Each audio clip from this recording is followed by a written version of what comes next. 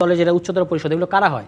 যারা ওই দলের সাথে নিজের জীবন মরণকে, কারণ আপনি বহু মানুষকে স্বপ্ন দেখিয়েছেন, বহু তরুণকে আপনি স্বপ্ন দেখিয়েছেন, সেটা আমি বলবো এটা আমার প্রথম রাজনৈতিক দল।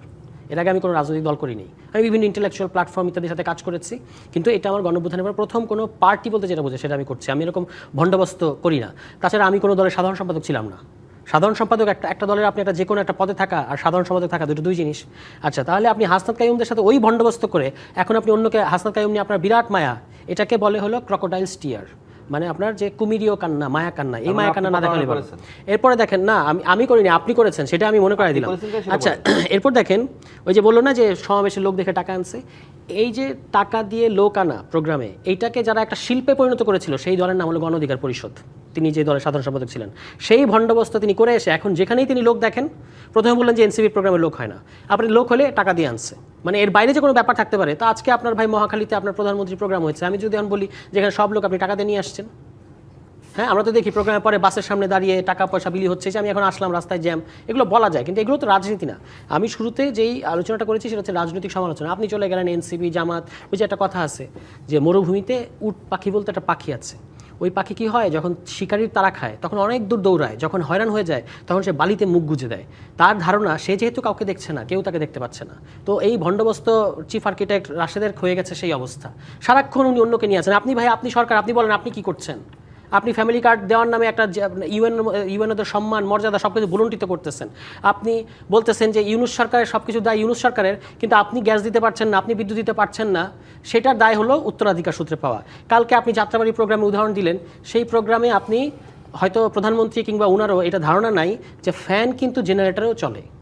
কালকে আমাদের প্রোগ্রামে কারেন্ট ছিল না, ইলেকট্রিসিটি ছিল না, আমরা এই কারণে হারিকেন সামনে নিয়ে প্রতিবাদ করছি এবং পিছনে আমাদের জেনারেটর দিয়ে ফ্যান চালাতে হয়েছে। এখন ওনার কাছে যদি এই ধরনের কোনো তথ্য থাকে যে এর উল্টো কিছু হয়েছে, উনি পারলে সেটা বলুক। কথা হচ্ছে কি, দেখেন আমরা নাকি কিংস পার্টি করেছি। এখন কিংস পার্টি যদি আপনি বুঝেন, বা এই ভারতীয় উপমহাদেশে এমনকি সারা বিশ্বের ইতিহাসে সফল কিংস পার্টির যে আপনি যদি 5টা উদাহরণ নেন, তার মধ্যে বিএনপি একটা। কারণ একেবারে ক্ষমতার ছত্রছায়া, ক্ষমতায় থেকে তৈরি করা একটা দল, কিন্তু তারপরে তাদের একটা পপুলার বেস তৈরি হয়েছে। এটাই হচ্ছে শহীদ প্রেসিডেন্ট জিয়াউর রহমানের এক্সেলেন্স, এটা আমরা সবসময় স্বীকার করি। কিন্তু এটা শুরু কিন্তু কিংস পার্টি। এখন কিংস পার্টি মানে কি, যে আমি ভাই এখন বলেন আমি কি ক্ষমতায় আসছি আজকে, তাহলে এটা কিসের কিংস পার্টি? কিংস পার্টি করাই তো হয় যে সামনে ক্ষমতায় আসার জন্য। তা আমরা যদি ক্ষমতায় না আসতে পারলাম, তাহলে এটা কীভাবে কিংস পার্টি হলো? তাহলে হয় তিনি কিংস পার্টি বোঝেন না, অথবা তিনি ভণ্ডবস্তের মতো এটা কিংস পার্টি নিয়েও এক ধরনের ভুল ধারণা বা ভুল বিভ্রান্তির মধ্যে আছেন। এরপরে ধরেন উনি বলেছেন যে 18 মাস আপনারা ক্ষমতায় ছিলেন, এটা বললেন না?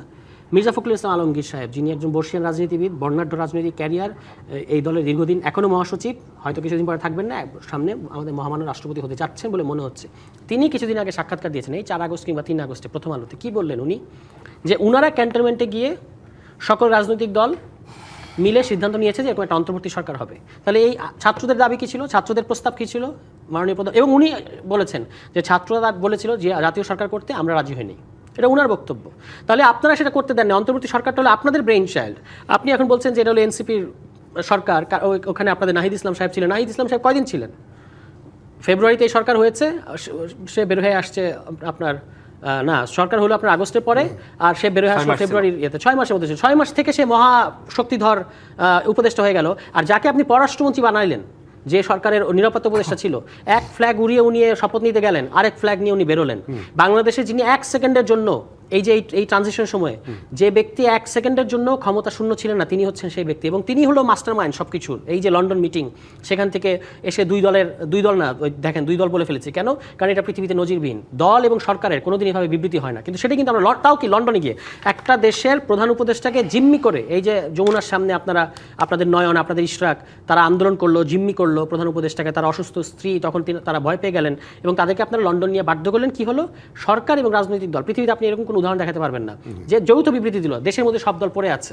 এগুলো আপনারা করলেন, আপনারা ওই সরকারের অ্যাটর্নি জেনারেলকে এই সরকার আইনমন্ত্রী বানাইলেন, আর সরকার হলো এনসিপি। তো এগুলো হলো যে ভণ্ডবস্ত টাইপের যে যুক্তি, এটা দিয়ে রাজনীতি হয় না। রাজনীতি হচ্ছে, আমরা দেখতে পেয়েছি যে এই যে বললেন যে অন্তর্বর্তী সরকার কিছুই করে নাই, যেগুলো ভাই করেছে সবগুলো বাতিল করে দিলেন আপনারা। যেই কয়টা ভালো অধ্যাদেশ করেছে, একটা হলো যদি ভালো অধ্যাদেশ করে থাকে, সেটা বাদ করলো কারা? আপনারা করলেন। মানবাধিকার অধ্যাদেশ বাদ করে দিলেন, গুম অধ্যাদেশ বাদ করে দিলেন। এখন আবার যেগুলো করছেন, এগুলো এই মানবাধিকার কর্মীরাই বলতেছে যে এটা 2009 সালের ওই আওয়ামী লীগের আইনের চেয়েও খারাপ আইন। রাশেদ খান, দেখেন, তিনি বললেন তিনি এর আগে কখনো কোনো রাজনীতি করেননি, কিন্তু আমি তাকে দেখেছি অসংখ্যবার তিনি রাষ্ট্র সংস্কার আন্দোলনের রাজনীতি করেছেন। তিনি এখন অস্বীকার যান, এর কারণটা না, অস্বীকার যাওয়ার কোনো কারণ নেই। আমার কোনো পদ ছিল না, দেখেন কোনো পদ ছিল? আপনার মতো সাধারণ সম্পাদক পদ ছিল কি না ছিল সেটা হ্যাঁ, আমি তো রাজপথে ছিলাম। আমি আপনাকে দেখেছি রাজপথে, আমি আপনাকে কখনোই দেখি নাই, তবে রাষ্ট্র সংস্কার আন্দোলনের অফিসে আমি দেখেছি। আপনাকেও কেউ দেখা যায় না কখনো। পুলিশ দেখলে আপনি সবার আগে দৌড় দিতেন, এটা আপনার দলের নেতাকর্মীরা বলে। মিডিয়া দেখলে সবার আগে পুলিশ দেখলে সবার পরে টক শো থেকে দৌড় দিবেন না? বলেন, আমি চাই না আপনি দৌড় দেন, না বলেন আপনি আপনার দৌড়ানো শুরু করলে আপনি টক শো থেকে দৌড় দিবেন। আমাকে তো চিনেন আপনি, আপনার দৌড়ানো অভ্যাস, আপনার আমাকে চেনা উচিত, আমি চিনি ভাই। এখন আপনি রাজনৈতিক সচিব হয়েছেন দেখে আপনি গলার 15 দিন রাশিদ খান রিমান্ডে মার খেয়ে নির্যাতনের শিকার হয়ে এখানে এসেছে। না, আপনি রাশিদ খান এমনি এমনি বলেন নেতাকর্মীরা। আপনি কদিন জেলে গিয়েছেন? আপনার ছাত্র সংগঠন, আপনি জেলে গিয়েছেন কখনো? আপনার নেতা জেলে গেছে, এটা কি একমাত্র ক্রাইটেরিয়া? কোন রিমান্ডে নির্যাতন করেছে? আপনার নেতা গেছে? আপনি আমার সম্পর্কে প্রশ্ন করার আগে আপনি যে দলে গিয়েছেন না, আপনার দলের যে প্রধান নেতা এবং সেকেন্ড নেতা সে আমার কর্মী ছিল, আমার সাথে রাজনীতি করেছে। খুব ভালো, কথাবার্তা কম করে বলার আগে সাবধানভাবে বলবেন। কর্মীরা ওদেরকে আমরা হাতে ধরে তৈরি করেছি। ও তাই তো কি আপনারা ফেল করছেন, তারা কি মিথ্যা বলছে? আমি আপনারা ফেল করছেন, তারা উঠে আসছে। ফেল করছে মানে কি? আপনাদের আমরা সফল করেছিলাম বলে তারা 24 আবার নেতৃত্ব দেওয়ার সুযোগ পেয়েছে। লজ্জা থাকা উচিত। আপনি এখন বলেন কোন দুনিয়ায় ছিলেন? জীবনে কোনো জেল খাটেন না, মার খাননি, এখন বিশাল বিপ্লবী সেজেছে, তাই না? না, আমি রাশিদ খানকে চিনেন না? এই টেলিভিশন হাউসের প্রত্যেক সাংবাদিককে জিজ্ঞেস করেন হুইজ রাশিদ খান। কেন আমার সাংবাদিক জিজ্ঞেস? আমি দেখি আপনি আবার আমার সম্পর্কে আপনাকে আমি দেখি, আমার চিনেন না? আপনাকে আমি 18 সালে দেখি। আপনাকে কখনো আমি রাজনীতি পাই নাই তো। 2 দিন হইছে রাজনীতি সচিব হইছেন, এত গলা উচ্চায়েন না। 2 দিন হইছে মাত্র রাজনীতি সচিব হইছেন। আমি কথা বলার সময় আপনি কেন আপনি আমার সঙ্গে আপনার কথা বলার সময় আমি কাউন্টার দিয়েছি? আপনি তো শুরু করলেন, আপনার কথা বলেন, তাই না? ভণ্ডবস্তের কথা বললেন, তো আমি ভণ্ডবস্তের কথা তো শুরু করলাম। রাষ্ট্র সংস্কার আন্দোলন হাসনাত কায়েম সাহেব তো আপনার কাছে একজন খুব ভালো মানুষ ছিল, তার সাথে রাজনীতি কেন করলেন না, তাই না? পাইছেন যে এই যে নাহিদ আসিফরা তারা একটা মানে অভ্যুত্থান নেতৃত্ব দিয়েছে, ঠিক আছে, এটা তো আমাদের জন্য গর্বের বিষয় যে আমাদের সাথে রাজনীতি করেছে আমাদের সহযোদ্ধারা। আমরা যেটা 18 সালে কোটা আন্দোলন সফল করেছিলাম নুরুল হক নূর সহ আমাদের নেতৃত্বে, ঠিক আমাদের যারা জুনিয়র ছিল, যারা আমাদের সাথে রাজনীতি করেছে, আমরা তো ছাত্র না রে ভাই, আমরা তো জাতীয় রাজনীতি করতাম। আমাদের সেই সহযোদ্ধারা তারা পরবর্তীতে আপনার 24-এর এই কোটা সংস্কার আন্দোলনের নেতৃত্ব দিয়েছে, হাসিনা হত্যাযজ্ঞ শুরু করলে গণঅভ্যুত্থান হয়েছে। এখন আপনি যদি বলেন যে এটা মেটিকুলাস ডিজাইন, তাহলে তো এটা জনগণ আপনাকে বাটপার বলবে। এইটা কোটা সংস্কার আন্দোলনকে কেন্দ্র করে হাসিনা যে সময় হত্যা চালিয়েছে, এই হত্যার প্রতিবাদে রাজনৈতিক দলগুলো, এদেশের জনগণ নেমে আসার কারণে গণঅভ্যুত্থান সংগঠিত হয়েছে। আপনি কি করলেন?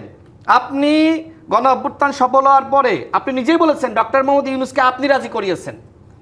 এখন আপনি মির্জা ফখরুল ইসলাম আলমগীর সাহেবের কথা বলছেন, তার কি কথা শুনছিলেন? আপনি নাহিদ ইসলাম তিনি শপথ নেওয়ার আগে